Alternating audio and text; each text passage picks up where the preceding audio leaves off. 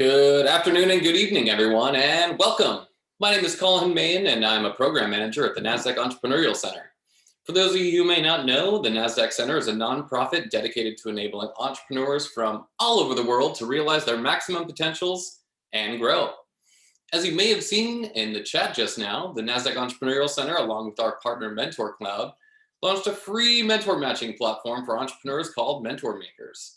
Create your own advisory board to guide and inspire you with in-the-moment mentorship from topic experts and professionals dedicated to providing exceptional mentorship to entrepreneurs across all races, industries, geographies.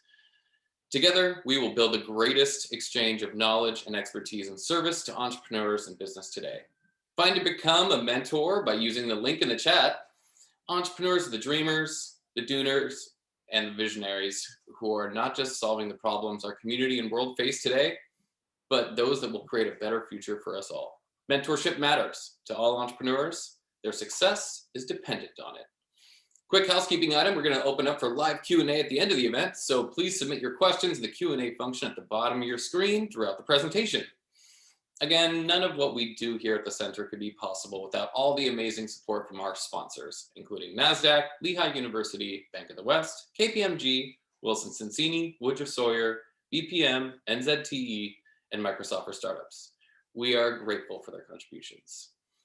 During these unique times, we're curious on how sentiment is among the entrepreneurs we work with. New year, so we're going to start this off by taking a poll to let us know how you're doing and how you're feeling about your business right now. So I'm going to launch two polls, one asking how you're feeling about your business right now, and the second is, what's keeping you up at night? The answers to this question help us understand the programs and curriculum that we should be delivering to all of you who are experiencing challenges as any entrepreneur would, especially in the ecosystem that we're in right now. So take a quick moment, fill that out. We appreciate it. All right. It looks like optimism is at the top of the key, and then we've got sales in the lead. So I'm going to end that, share these results with you all. So optimism, love that sentiment. And obviously there's some surviving and anxiousness considering that we're still all stuck at home. Sales is at the top of the key, so that's great. Thank you all for sharing that with us. Now, without any further delay, please join me in giving a warm welcome to our special guest today. Emily Heyward is the co-founder and chief brand officer at Red Antler.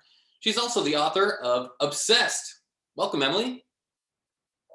Maybe I should start by going off mute. Hi, thank you for having me. I'm so happy to be here.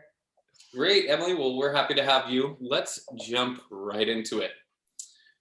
You co-founded Red Antler in 2007 with a mission to build brands that shift categories and add value to people's lives. As an entrepreneur who supports entrepreneurs, can you share a little bit about your journey that led you to where you are today? Absolutely. So before starting Red Antler, I had actually begun my career working in traditional advertising. And a lot of the work that I was doing was around creating big national TV campaigns for brands that had been around sometimes for 100 years and hadn't necessarily changed all that much in that time. And I loved the work and I learned a ton, and I met the person who ended up becoming my co-founder at Red Antler, JB Osborne. But we both started to grow frustrated because we felt like we were being asked to come up with new things to say about old broken goods that people probably shouldn't have been buying in the first place. And as we were sort of thinking through our next move, the New York startup scene was just getting going. And we were meeting entrepreneurs, people who had these incredible ideas for launching businesses, but didn't necessarily know how to package them up in the right way, didn't necessarily know how to drive the right focus or to really understand how to speak to their target audience in a way that would be compelling and that would drive behavior change. So when we started Red Antler, the goal was to be a resource for entrepreneurs and to create the first creative services business that really could serve as a partner to people who were on that entrepreneurial journey. And I think that because I've been through it myself, I can have a lot of empathy for our clients, right? The most incredible thing about being an entrepreneur is that if you're in a traditional career, right, you might be switching jobs every 1 or 2 years, right, to keep it fresh and to keep learning. Same is true if you founded your own business. You're technically working for the same company, but it's constantly changing. And running a 110 person company is very, very different than running a 10-person company. Couldn't agree more. Speaking of the companies you work with some pretty iconic and very well-known brands. And you've supported many more founders throughout your journey, as you just mentioned. What's one branding mistake you often see founders make, and how can our community attending today avoid them? So I think a common mistake, especially in the beginning, is to try to do too much at once. I think founders are people with no shortage of ideas, and most have very big plans for where their business is eventually going to head. And whatever they're doing, like out of the gate, is probably just a small sliver of what they one day hope to achieve. But what people forget is you're not going to even get there if you don't have success to start. And I think that often success most comes from focus and from being incredibly clear about who you're for, what you do. You don't need to tell the whole story at first glance. You've really got to do the work for your audience in like editing, summarizing, and like get it down to just that key idea, because people are going to reward you for that with their time, their attention, and their money. That's great advice. Focus is something that we all struggle with, I'm sure, these days. So innovation is a term that is used a lot. You argue that innovation should be in service of people and not newness. Can you unpack that a little bit? Yeah, I think that, when you're the person coming up with the ideas, the tendency is to think like, oh my God, I've got this new thing I'm building that's never been done before, and people are going to be so excited because it's new. Whereas truthfully, like most people who are going along leading their lives aren't looking to shake up their behavior. We have, a small subset of consumers who are true early adopters, right? Who really want something just because it's the new thing. You're not going to be able to reach scale only by attracting early adopters. And I think for most people, our habits are ingrained. Like if something's working for us and, we're sort of used to it, we're not really looking to disrupt that too much. So instead, I think we always have to be thinking about what's the problem people are facing, regardless of my business idea. Like, how do I ensure that what I'm building is actually tapping into a real human truth that would be true whether or not I had this business idea? And, I've noticed through the years when I ask founders, what's the problem that you're solving for people with your business? 99 times out of 100, they jump ahead to the solution. So they'll be like, oh, the problem I'm solving is data visibility for small businesses or a more convenient way to buy light bulbs. And I'm like, those are business ideas. Those aren't problems. You got to go deeper. You have to take a step back. You have to think about, what do people really need and how do I become the answer for that? Understanding the problem is very important. One thing that I've experienced working with so many founders throughout our journey here at the center is a lot of founders focus on advertising versus branding. Why is building a strong brand important, even in the early days? So it's funny because we face that all the time too. And a lot of times founders will approach us and they'll say, well, my marketing budget is blank a month. And I'm like, hold on, like we shouldn't even be talking about marketing yet. The way we think about branding is that it's foundational. It's really about starting with, who is this business for? What does it stand for? Like, what's the idea that we want to own? And how does that influence everything we do and all the ways we behave. So certainly that begins with your owned channels, right? It begins with your name and your brand identity and your site and, your social channels and sort of all the ways that someone's going to find you when they appear.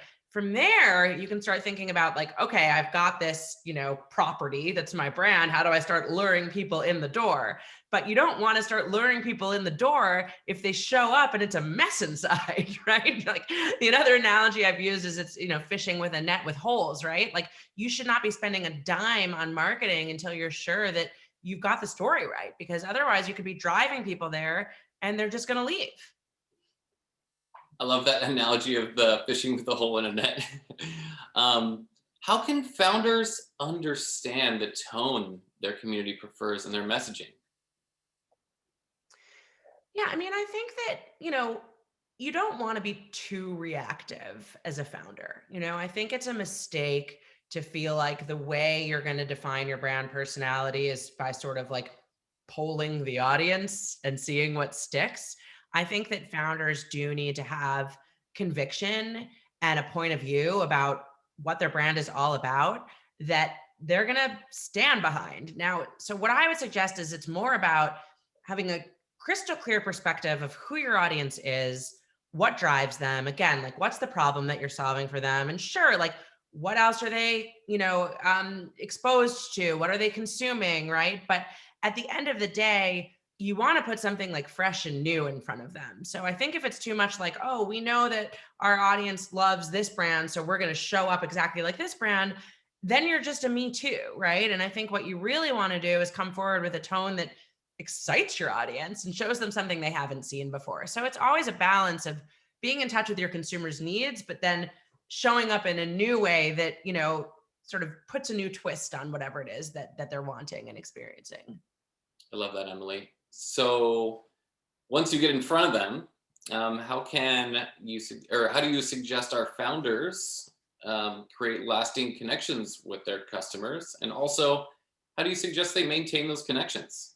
Yeah, that's a great question. And of course, this relates back to the tone question too, right? Like once you start to build an audience, you're going to see, like, to use a very basic example, you're going to see which posts get more engagement and more likes and more, shares and whatever else, right? And you're going to start to see what people respond to. And again, I think you don't want to be like zigging and zagging with the whim of your audience. But if you have a clear enough idea of what your North Star is, you can sort of let the community be part of your brand. And I think that's one of the biggest ways to build a lasting connection. And it's such a difference in brand building than it was even 15 years ago, is that brand building has become like porous in a way, right? Like we have access to the people we're trying to reach unlike we ever had before. You used to put an ad up on TV. You had no idea if people liked it, if they laughed, if they thought it was horrible. Like now people are literally commenting on your ads, which can feel like a lot of responsibility, but it's an incredible opportunity too. And I think the brands that are able to build that lasting connection really are thinking about how to create that two-way street, right? How to let their audience feel heard, how to bring their audience behind the scenes and into the process. And then beyond that, to think past marketing around like retention and how are you going to deliver an experience that at every single step exceeds people's expectation and brings surprise. Like what are the little tiny things you can do in a confirmation email or a customer service call that get people being like, oh my God, I've never experienced anything this great from a brand before. Super great advice. And I mean, I think one of the things that I've heard many times is that it costs less to retain existing customers than it does to attract new ones. So, oh yeah, I mean, I don't think a business can survive without incredible retention numbers, especially not these days when the cost of acquisition just keeps becoming more and more and more. The businesses we've seen that are like just really those rocket ships, it's all about retention.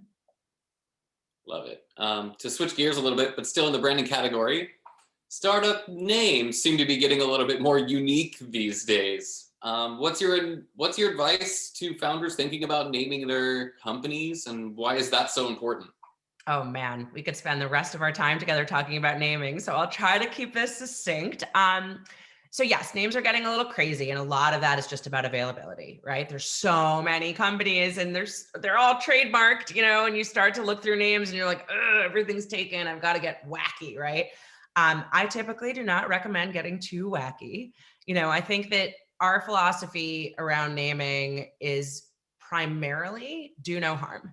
And what I mean by that is I think founders get really hung up on coming up with the perfect name that tells their whole story. And the second you hear it, you feel something. That name rarely exists. And the name is just a piece of the puzzle. If we sat here right now and I was like, let's call it Apple, everyone would be like, huh? Why? Why are we naming it after a fruit, right? Now you hear Apple, you just think about Apple. You barely think about the fruit. So I think recognizing that, a brand becomes so much bigger than the name, and realizing that having something that's easy to spell, easy to remember, simple enough is so much more important than having some like complicated name that hints at what your offering is. The other mistake I see a lot is founders choosing names that are too literal, which can be really limiting as their business grows. And, I'm sure many people have seen the campaign that MailChimp had to run. And it was a very clever, well done campaign, but it was all about like, we're more than mail and we have nothing to do with chimps. And it's like, there's a business that expands and they want to be known for more than mail. And their name is really in some ways holding them back. And then they have to pay for media to explain to people what their offering is versus the name sort of almost fading into the background. That's great advice. And one thing that I've heard is that a lot of people start with a domain name. And for our audience out there, just so you know, Tesla was not Tesla.com when they first launched. They were TeslaMotors.com. So I've heard from branding naming experts, don't start with a domain name. Yes, 100%. And truthfully, that's become even less important as the years have gone on. So I'd say even 6 years ago when we were naming businesses, we were pretty intent on coming up with names where they could get the .com because it felt like it made them more legit. Like it made them feel bigger. It's like, oh, you have the .com and your destination. Now with mobile, nobody's typing in a .com. Like when's the last time you typed out the full URL? You just put the name in, the search window. So really SEO is far more important than the URL. Amazing advice. And yeah, I can't remember the last time I typed .com. So, well, many of our founders in the community have limited budgets. I mean, 2020 was a killer year and 2021's looking more optimistic based on our polls, but still budgets are limited. So what are some scrappy tips to help build brands and strong brands on limited to no cash? Yeah. So this is a tricky one because part of me feels like, why is branding the one thing everybody thinks they can bootstrap? Like nobody's asking, how do I spend zero money on legal fees or how do I spend zero money on engineering, right? It's always branding that people feel like they can cobble together on their own. And I don't mean to sound like defensive about this at all, but I do think it needs to start with asking yourself, like, what category am I launching into? Who are my competitors? Like, can I afford to wait? Like, am I really going to be able to gain any kind of traction without investing in brand? And the example I love to use there, we helped launch Casper, right? And at the time, there were no mattresses being sold online. Everybody thought they had to go to the showroom and try it out. And there was a lot of skepticism. Like, do you think people are really going to spend $850 on a mattress that they've never slept on when they only have one choice and they're used to making this purchase in person? And brand was what helped people get over that barrier. Like we built this delightful, lovely brand that built trust and got people thinking like, I want to engage with this company, even though it's such a big behavior shift. So I would caution people from thinking this is something you can kind of fake till you make, because you do run the risk of a false negative. Like you put it out there, no one responds, and your brand is the problem. That being said, you don't need to hire Red Antler, right? There are lots of different solutions out there. There are a lot of incredibly talented people. And I've definitely seen businesses that, have a tighter focus and at least for the first phase are going to work with, one or two incredibly talented people who know what they're doing and can sort of help you get that initial story together. So it doesn't need to be that you're working with like a full service agency. There are definitely ways to connect with individual talent and that can at least get you so far until you can invest more. But I wouldn't recommend just like getting your aunt who's a graphic designer to give you a logo. Sure, your aunt is lovely. I'm sure your aunt's lovely. I love that. And I remember when Casper rolled out and the BART station in the Bay Area being covered in those ads. And I was like, so curious. And yeah, you guys got me online to check it out. So I think that was a great job on a massive launch. Thank you. That was a fun campaign because we had started it in New York with all these little New York characters, and then we had to adjust it for San Francisco. So it was fun to sort of think about all our city stereotypes. So that was a fun exercise. Meant as you mentioned when speaking about connecting to people who are more expert than somebody's aunt on branding. Mentorship is one of the core tenets at the mission here at the center. And with our new platform, Mentor Makers, that I mentioned before, we're hoping to connect mentors with entrepreneurs across the globe. So how has mentorship influenced you personally throughout your journey? Oh, it's been essential. And I definitely, I mean, it's such a cliche. I'm like, but I would not be where I was. I mean, I really wouldn't without, the people who have influenced me and guided me and given me incredible advice through the years. I think I was very, very fortunate at the start of my career that I had one and then another incredible women bosses. So that was great too, just because I could like see myself in them and feel like there was a path to success for a young woman starting out in this industry. And both of them went out of their way to teach me, to make sure I had a voice, to give me opportunities. So I'm so grateful to them. And then I think when I started Red Antler, you spoke before about me being an entrepreneur and my clients being entrepreneurs and how I can help them. That also goes in the opposite direction. I think that I have gotten to work with incredible founders who alongside me are building their teams and struggling with, when to make certain moves and how to maintain culture. And I've really been able to tap into some of those founders who have become, very close friends and learn from them on their journey. That's amazing. And to piggyback off that mentorship question, and you're learning from companies who are scaling at very, very high paces. What are some of the bits of information that they've shared with you on how to manage their teams, their products, their brands during COVID? Yeah, I mean, I think it's really hard for sure. And we're obviously dealing with that too. I think that, every culture is different and like what's going to work for one company may not work for another. But I think that, it's so essential, especially if you've got new people starting, to figure out like, how do you convey the values of this organization beyond like, what is your day-to-day job? Because I think that, if you're a values driven organization, people can like feel that when they're coming into the office every day and it's sort of present, hopefully, if you're really living and breathing it. But it's a lot harder when people's only, experience is through Zoom. So I think finding other ways to really like bring forward, why do we exist? What do we care about?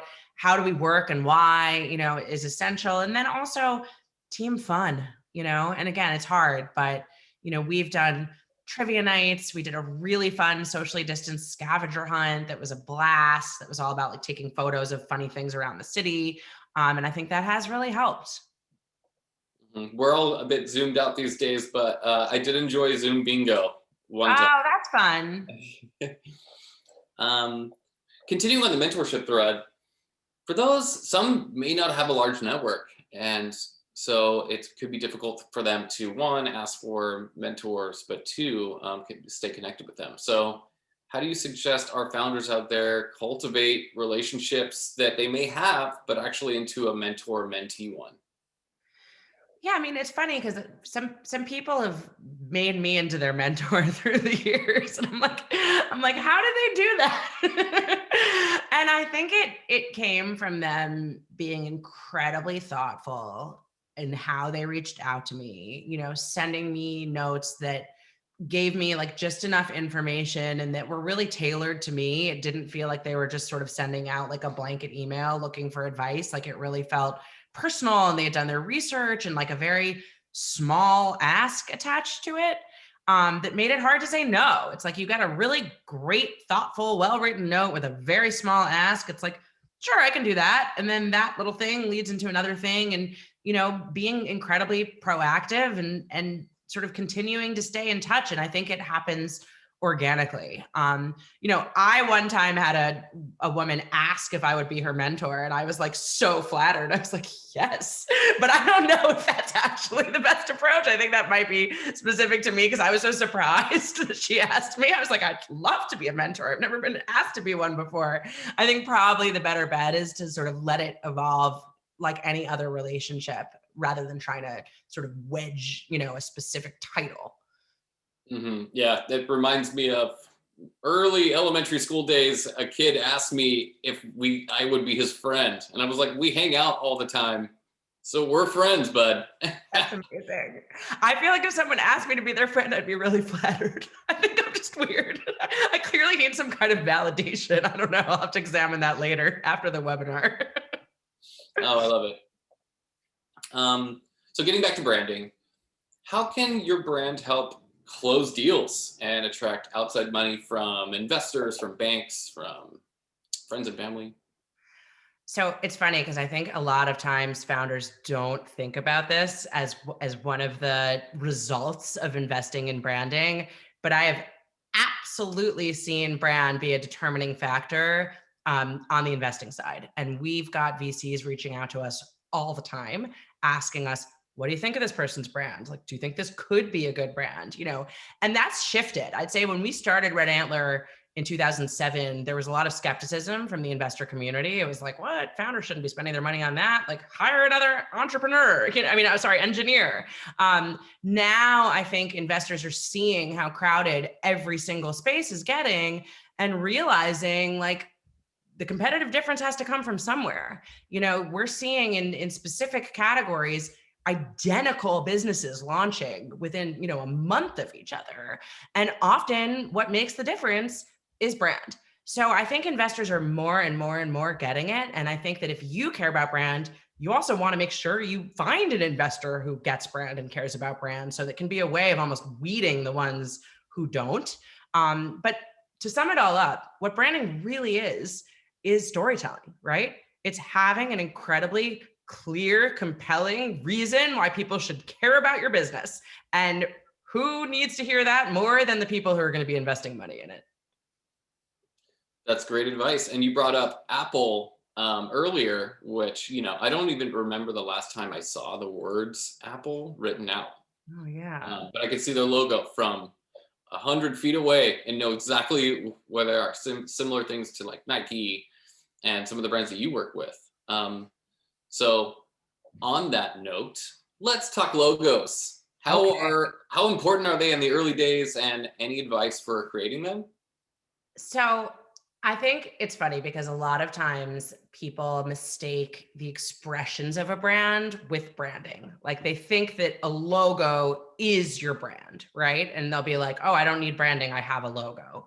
And my perspective is branding, and I've said this now, I think a few times in different ways, but like branding needs to start deeper than that, right? It needs to start with what do we stand for? And then how do we ensure that all of our communications and design are expressing that idea in a thoughtful and accurate and compelling way. So I think that logos are incredibly important because I think they signal something about your business, but they're meaningless if you don't start with that strategy. Like you can pick a nice font, anyone can, who cares? Your consumer isn't buying your whatever because they like your font, right? They're buying it because they buy into what you're all about. And a logo is an important tool to convey that. And what's interesting to me is it really gets into the power of design, which is that design can communicate things that you could never say in words. As a business, you can't be like, trust me. The second someone says that, you're like, oh my God, what are you about to do to me, right? But really well thought out design, consumers who don't know a thing about design still can spot it when they see it. If you're on the subway, you can tell the difference between a really well-designed ad and one from like the weird, shady plastic surgeon, And I think that you might not be able to articulate that, but you feel it. And that's where things like logos really come into play. Totally. And I attended a design conference way back in the day, but they were unpacking some of like the most iconic brands, and like even like MIT's logos are like bitmapped, right? Like I think a lot of people try to get really, really technical with them. Yeah. But back to your point of once you get the brand and the story all together, the logo should kind of come up organically, right? Yeah, I mean, it should flow from that and it should be seen as like part of your toolkit. Again, I don't think that the logo, the old days of like, you need this perfect corporate identity and you're going to spend $1 million on a logo, like that I think is over. But I do think you want all the pieces of the puzzle to work together in the way that convey a feeling. So, it's your logo, it's your photography, it's your typography, it's your colors. It's like the whole toolkit needs to come together to give an impression of what you're all about. I love that. And just one more anecdote before we continue to move on, but this is a great discussion, so we're going to keep going. And if you guys have any questions, I've seen some in the chat, please drop them in because we'll get to them. But one anecdote on the logos, also just a word to the wise, do your homework when you were selling to international markets, because I heard of a company that sold deodorant that had an octopus as the logo. And the Japanese think that octopus have 8 legs, not 8 arms. So they didn't last very long.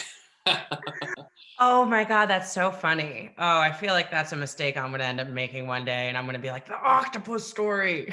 Well, hopefully I help. But yeah, just do your homework if you're selling internationally, because there Yeah. are a lot of things that we just don't understand. And it could look, I'm sure look cute, but just I didn't work for know. me. Oh, I hope they figured out a way forward. Yeah, totally. Um, So we're about to transition to Q&A in a bit here, and this has gone much faster than I thought. So we're totally open to field your guys' questions. So drop them into the Q&A box. But Emily, this has been great. You've shared so much. What's one thing or two things that you think our community should take away when developing, building their brand, maintaining relationships with their customers? Yeah, I think the first is recognizing that your brand is so much bigger than your logo or an ad campaign. And that really it starts with like, why does this business need to exist in the world? And I don't think that's something that you should put off figuring out. And then I think once you do figure that out, it becomes an investment, not a cost. It's going to make every single thing you do from that point on easier, because you're not going to always be wondering like, oh, is this right for us? Is this going to work? It's like you're going to know yourself, and it's going to pave the way for all those little decisions that you have to make as a founder every single day, including how to build team culture, which is just as important as getting consumers. That's great advice. Got one question from somebody in the audience. Says, for startups in the very early stages, still finding problem, solution fit, and product market fit, so they're still trying to sell. Where does branding fit in there? So still finding product market fit. I'm curious, maybe they can drop this back into the chat if this is like a pre-launch business or it's out in the world and sort of trying to find their way to product market fit, because those are two very different questions. So maybe we can get a follow-up and move on to another question, then come back to that one. Got it. I love it. Okay, well, Hetty, she's asked to clarify that one, so feel free to chime in the Q&A box to let us know. Here's an interesting one. So what's your agency's price for brand identity and strategy services? So I don't like sharing pricing in these wide forums, and it's not because I'm trying to keep it as a secret. It's because we really do always want to have a conversation. And, if there's a business that we're excited about, like we're going to get creative. A lot of our, best clients have come from sort of finding a way to make it work because we were mutually excited to work together. I think that I'll say that like, we are not on the cheaper end. We're also not on the way expensive end. I think we're somewhere in the middle. But the reason for that is because we are full service in a way that a lot of more like traditional design shops are not. We've got a team obviously that consists of designers, but we also have strategists, copywriters, UX designers, engineers. We're really in the business of building businesses, and it takes a lot of people to do that thoughtfully and well. So when a client comes to us, it's typically for a much bigger engagement than just like, help me with my name and my logo. That's super helpful and understandable. Back to the naming, which I enjoy this category a lot. What are some of the pros and cons of including your name in your brand? Oh, like a human's name. I believe that's what Ooh, Hetty is um, referring to. I think it depends on the business, but I'd say in most cases, I wouldn't recommend it. I think that if you are, let's say you're like an executive coach and you never plan to grow beyond just like you offering your coaching services, fine, have it be your name, like just be straightforward. Like, I am an individual offering you services. It doesn't need to feel like some weird brand that like there's actually nobody else working there. It almost feels like a little deceptive. But I think if you have any plans to expand beyond you as an individual, sort of selling your time as a product, you're going to find it quite limiting to have your name included. And because what if one day you want to bring on a co-founder, or what if you want to expand your services beyond like your direct skill set, or, what if you just like want to take a vacation and need your number two to be like fielding, the inquiries and the requests, and you don't want them being like, hold on, this isn't the name on the door. Like, why is this person answering, my questions over email? So I started a branding company, and that's an industry where people often use their last names. And I was like, hell no, don't need that. We want to build something that's bigger than the two of us. Sound advice. One question. So once your brand is launched, how comfortable should they be to change up their brand identity? They're currently thinking about changing their illustration styles, as the current isn't human and approachable enough. So pivoting, I guess that's a great question. Yeah. So I think there's a real big spectrum here to answer this question. And all brands need to be evolving, right? Like, brands are living, breathing things. These days, the amount of places you need to show up and the frequency you need to show up there, you've got to be changing, because otherwise it's going to get stale really quickly, right? So I do think something like an illustration style, it's perfectly natural to sort of have that evolve over time. And maybe you make it more of like a slower evolution, so it's not jarring to your consumers, or maybe you hate what you're currently doing and you scrap it. I think a larger brand overhaul, so like really going back to the roots and thinking about like, what's our brand strategy? How does that, influence things like logo, the sort of overall tonality, look and feel? We've done a bunch of those. That's about half our business, the other half being pre-launch. And I think in those cases, as hard as it seems, I like to use the analogy, this is probably won't apply to everybody, but I like to use the analogy of like a breakup. It's like, as soon as you start thinking you need to do it, it's probably something you need to do. Like, that doesn't really come into your head unless there's a real good reason for it. And I think if you're thinking you need to rebrand, like, it's probably the case. And as much as it seems like, like we already printed all those t-shirts, it only gets harder. So, I would recommend getting on it. That is great advice. And I'm sure a lot of those people who pivoted have appreciated it later, as with the relationships that don't often work out. Question that's, I think, is interesting just from your personal perspective. What are some of your favorite brands that you look to when getting inspiration when doing your own work? So brands I haven't worked on. I love the brand Yeti, because I think that they've done an incredible job of creating like an aspirational lifestyle that goes beyond any one product. And like, I'm not outdoorsy. I have not gone camping with my Yeti products. I like use them to have, cold drinks at the beach, but I feel like I'm part of this like rugged, cool lifestyle. And I think that it sort of connects so seamlessly to their Instagram. Their in-store experiences are incredible. You go in there, you just like want all of it. And I think they've been able to keep focused on their identity while still offering sort of more and more. So that's a brand I really admire. I love Yeti too. And their coolers will keep ice cold for a very long time, which I also appreciate. Very helpful if you have a blackout and you lose power in your fridge, I will tell you. Yeah, or if you're, in my case, water rafting down the Colorado River in between with no power and no service and no access. That's what Yeti thinks you're doing. With me, I'm just like in my backyard. I was tagging along for the trip, so I definitely was not the captain of that boat. Question about the service industry. How can they apply branding to the service industry where they don't necessarily have a product, but they have an offering? Yeah, I mean, I'm in the service industry, right? So, I think that branding becomes almost even more important, because I think a lot of times when there is a physical product, that can do a lot of the hard work, right? There's something that people can like touch and use and experience, and that creates an emotional connection. Whereas if it's just sort of, ideas and people, it's a lot harder to create that tangibility. So I think, again, it starts with really figuring out like what is it that you offer, and how do you articulate that in a really tangible way and not get caught up in sort of, again, trying to sort of say everything you could possibly do. I think that's the biggest mistake that I've seen service businesses make is like, oh, that one time someone hired us for this edge case that blah, blah, blah. And if we don't mention it, like we'll never get that work again. I think you've got to, again, like sort of force yourself to make those hard decisions and be really clear on like, what are we best at? Like, why should someone hire us? Let's make sure anybody showing up to our site or a sales pitch or whatever else walks away with total certainty to the answer to that question. That's a great point. I like this one because it's broad, but I think you probably have a lot more experience in this realm than I do. Any suggestions for a blog or book to find out more information on branding or some of this stuff that we've been speaking about today? Am I allowed to plug my own book? Of course. Okay. I'm like, I wrote a book. No.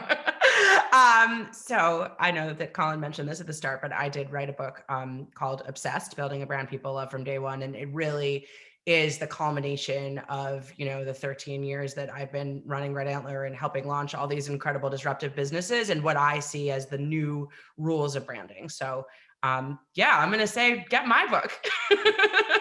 Is that cheating? Do I need to throw in some others to make it seem like I'm, not plugging my own book? Of course, your expertise that you're sharing on this is all captured in that book. So yeah, we encourage them to go check it out. But any blogs that you nerd out on?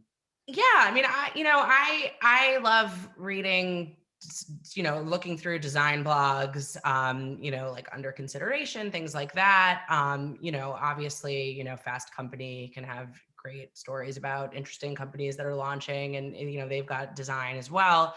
But, I also honestly spend a lot of time on Instagram and Pinterest and like just sort of stumbling upon, things that inspire me and great visuals and, not necessarily only looking at things through like an editorial lens. And the other thing I'd say is for me doing my work, I also try to like get out of our industry because I think there is a lot of sort of like the snake eating its tail, and like a designer sees something that another designer did and is inspired by it, and we end up in this very like sort of everything repeats itself, right? Like it doesn't create originality. So I'm always actually trying to get influences from outside perspectives. Like I read a lot of fiction, like I read novels, I love going to a museum, that's harder these days, but I think things like that can sort of wake you up to new ways of thinking versus just like what's cool and trendy right now. Yeah, and I think it's good to look outside of your bubble in a sense in many ways. So yeah, that sound great advice. And one thing that, as somebody who works with entrepreneurs myself, I'm extremely surprised when I get converted, right? Like if I click through something. So yeah, it's really about the emotion that, and the story you're telling versus like, here's this product that I think you like. Yeah. Like I get that a lot, but if I'm like, this is really interesting, like, let me check this out. Even if I don't buy, I'm still like, I have to give this entrepreneur kudos because they got me to not delete their email. Totally. Question here about overseas launches. So we've got Aussie minority founders, women and LGBTQ, disrupting the frontier and telehealth. Any advice on doing international market launches with branding? I think I need a little bit more specifics around. That's a very broad question. And is it specifically about like, how do you tailor your message to audiences in different, locations? So I think I just need to understand a little bit more what that. All right, Tim, if you type your follow-up question in that, we'll get to it. But so let's move on to the next one. So we talked about good brands. Can you talk about some examples of some maybe not so great branding decisions and some lessons learned and some examples there?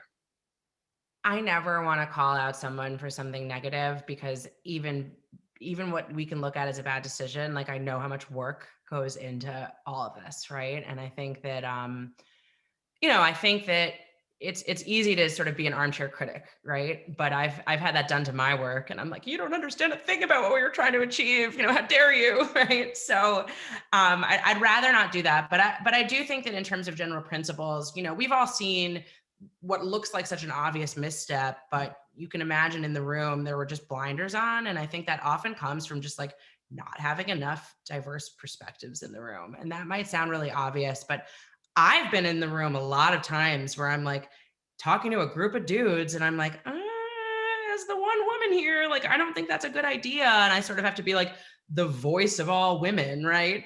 And to me, it seems so obvious. Like, you can't say that, you can't do that. And they're like, oh, you're right. I never thought of it that way.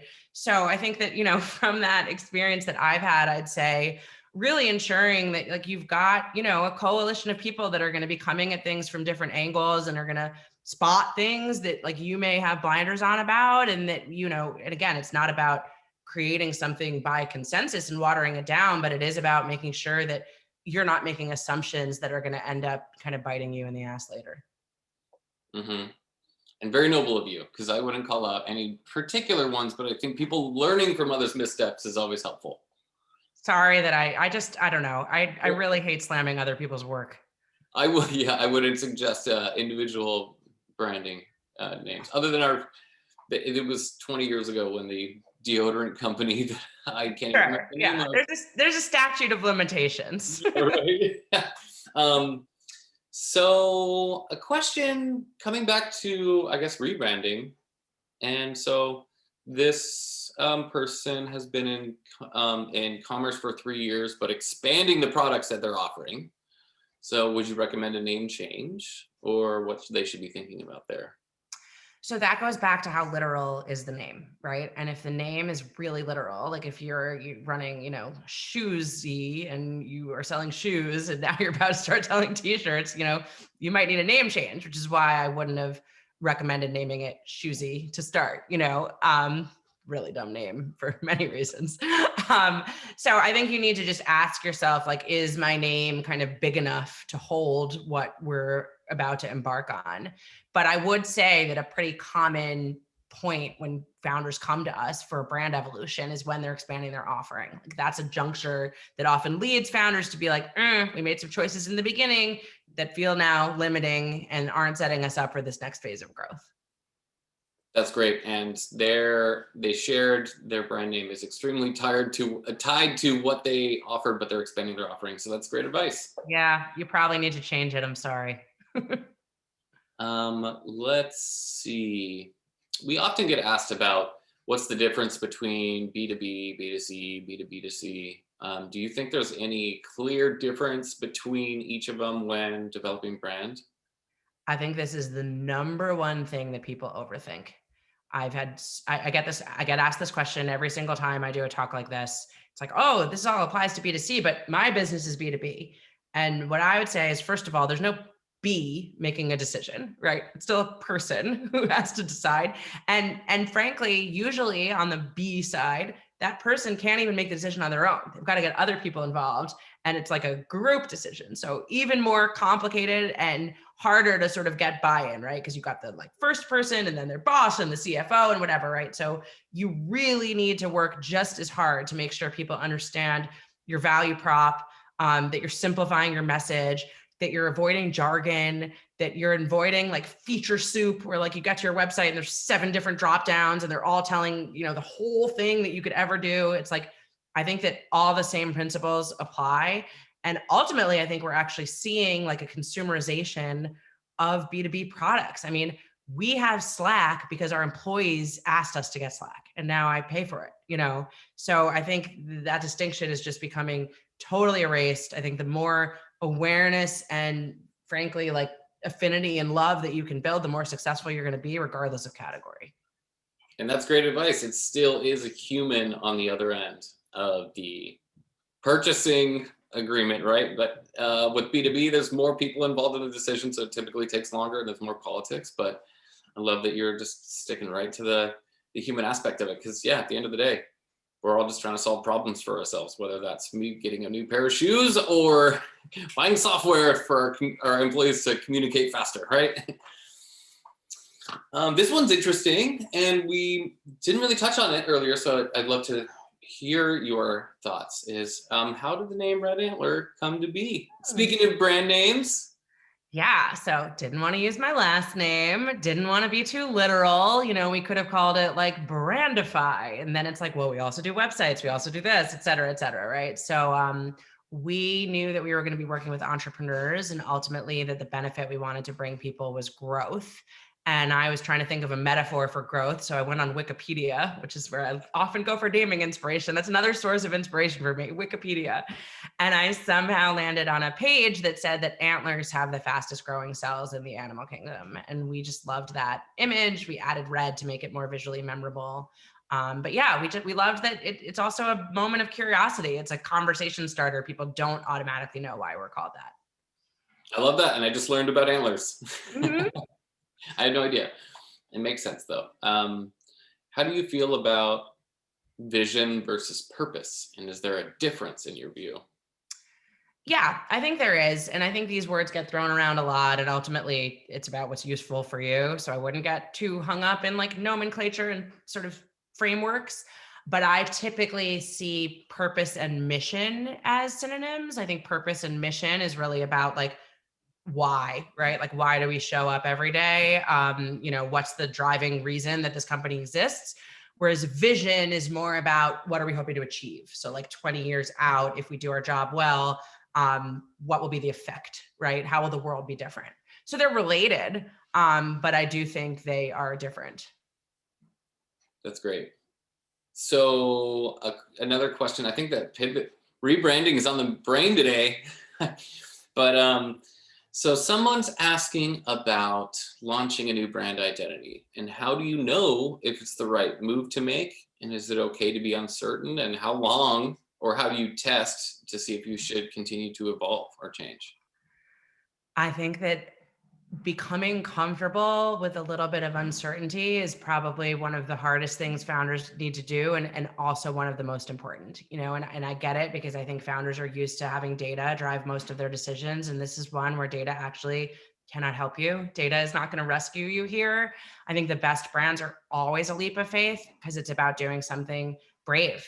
And I think that, I've done consumer research around creative, and people always pick the safe choice. They always pick the familiar choice. They always pick the one that looks like the other stuff that they're used to, because that's human nature. But in the real world, when confronted with something that's like fresh and interesting, that's going to create such a longer lasting relationship. So I think when it comes to your core brand identity, you need to feel really good about the partners you're working with to create it.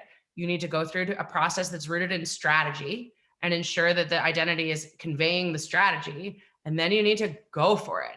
And that doesn't mean you're not going to test things along the way. Of course, you can test your ad campaigns, you can test landing pages. But I think if you're trying to get an answer around your core brand based on data, like it's not going to lead you down a good path. That's great advice. And entrepreneurs are inherently risk takers, so hopefully Yeah. have a little bit of appetite for that. I really like this question. Now that you've been running a business for a while, what would you tell your younger self about taking the leap to work for yourself? I think there's an aspiring entrepreneur out there curious on what was the tipping point. I would say it's the best thing I've ever done. So I'd say go for it to my younger self. And at the time, I really always told myself, like, if I need to, I can like go back and get a job, right? Like if this doesn't work out, like, within 6 months, whatever, like I'll just go get a job back in advertising. But I think that, as more time went on, the more I realized like that I'm never going to do that again. But the one thing I'd say that I would have appreciated as advice, is I think that, we were really young when we started this company. And in the beginning, we had no money. So we were really focused on keeping our overhead as low as possible. And because of that, I think it took us a really long time to like hire people who knew more than we did and to bring like adults in the room, basically. And I wish we had done that quicker. I feel like I would have benefited from having some expertise around the table earlier that knew things I didn't know and could help me figure things out that had already been figured out. And I made it harder for myself by sort of, we were just like on our own, figuring it out together. And yeah, so that would be my one piece of advice. But go for it is the main message. I love it. With cautious optimism. Yeah. So another question around B2B SaaS products, which, as we talked about a little bit earlier, that's just becoming less important in the branding realm. But if you're a new player and want to look different, but don't want to take too much risk, any advice around that?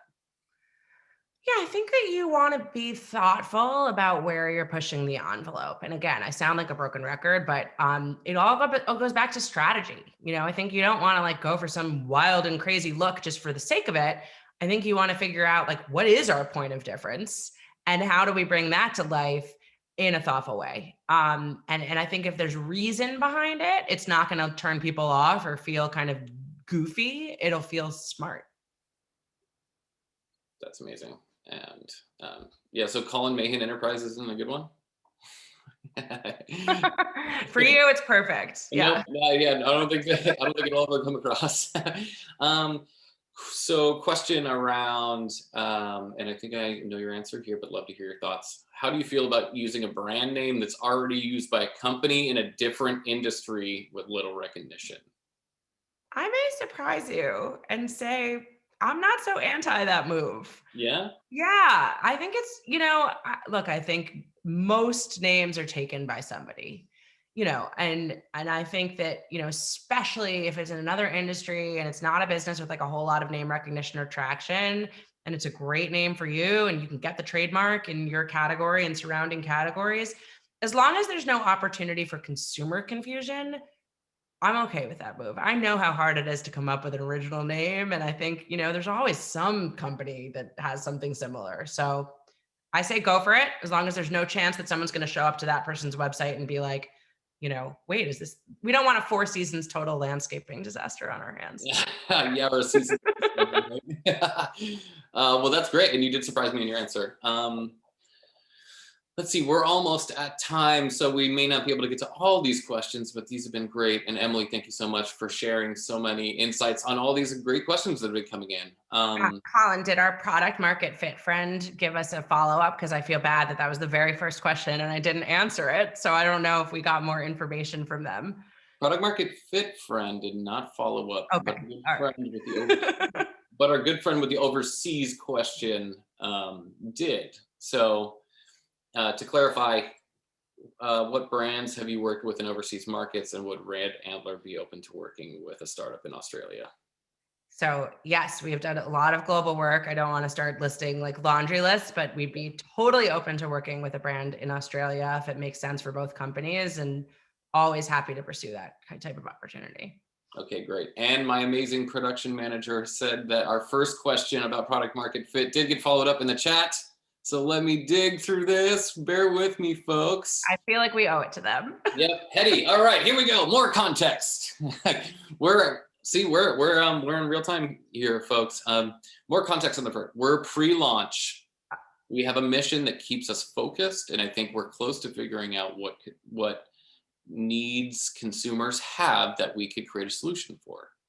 So that sounds early to me to start thinking about brand. I think that when we get involved, there's a clear idea of the need that businesses are solving and their business idea. Like, I think otherwise, and again, it doesn't need to be that you have every single thing figured out or that you know exactly where you're going to be in 5 years, 20 years. But I think that if you're still sort of putting shape to even what your business is at launch, it feels like it would be very hard to come up with a compelling brand strategy that makes sense for what you're doing, because brand strategy needs to be rooted in what the business does. Like, yes, it should be tied to an overarching mission, but it can't just be about mission. It has to connect that mission to an actual product benefit, or you're in a place where brand is just this layer that sits on top instead of something that's really coming from within and ultimately connected to the experiences that your consumers are going to have. So I'd say wait a little bit. All right. That's great advice. And we're at the top of the hour. Emily, thank you so much for sharing some of your expertise from your book, which our production manager Isis shared in the chat. So take a look at that, y'all. Emily, thank you so much for sharing your time your expertise and your wisdom with our founders today. Thank you for all the great questions, Colin and crew. It was really fun, and good luck to everybody.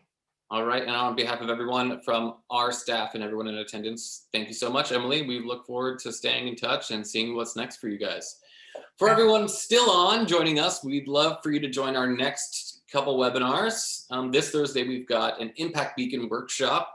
So we'll follow up with more information on that in the follow-up email.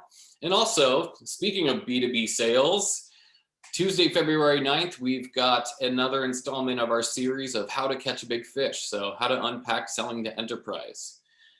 Thanks again for everyone for joining us, and we look forward to seeing you at our next online events. Have a great afternoon and evening, everyone.